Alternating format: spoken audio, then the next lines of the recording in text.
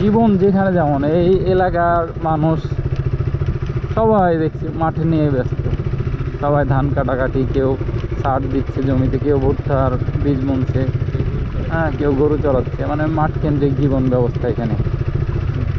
আর সামনে একটা সুন্দর বট গাছটা রাস্তার পাশে, আর চাচা গরু চড়াচ্ছে। কোনটা? ও পা গলার সাথে পা বাইন্ধে রেখেছেন যাতে না দৌড়িয়ে বেড়ায়, তাই নতুন করে। গরুর দাম কিরকম চলছে? সারা গৌর লেগে গেল নাকি? সিলেট বিলেট এইসব জায়গা সব ডুবে আছে, সব জায়গাতে গরু টান নেই। সবগুলাই নতুন নাকি? সবই যে বাইন্ধে রেখেছেন পা? গরু নতুন সবই। আমাদের 2-3 মাস পায়ে ছিল চরে, আপনার লিপুর বড় চর, যেটা আপনার। তাহলে তো ইয়া গেছিলেন, রেজাল্ট হয়ে গেছিলেন। আগে ছিল, এখন গোদাগাড়িতে বাড়ি। আব্বার নাম তো জানি না।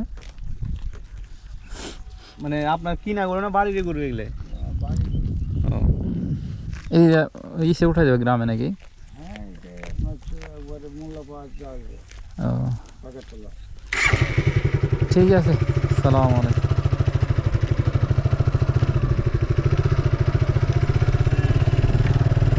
আর এরকম আমি গাছ লাগাতে ইচ্ছুক হই, মন চায়, কিন্তু আসলে সুযোগ হয় না। এরকম কিছু কিছু জায়গা দেখে, হ্যাঁ, যদি গাছ লাগানো যায়, যেমন এই গাছ এগুলোতে লাগাইলে মানুষ একটু ছায়াতে এসে বসবে। সুন্দর একটা জায়গা, সুন্দর একটা জায়গা। একটা ছবি দিলে গাছটার একটা ছবি তুল পিছন থেকে, যা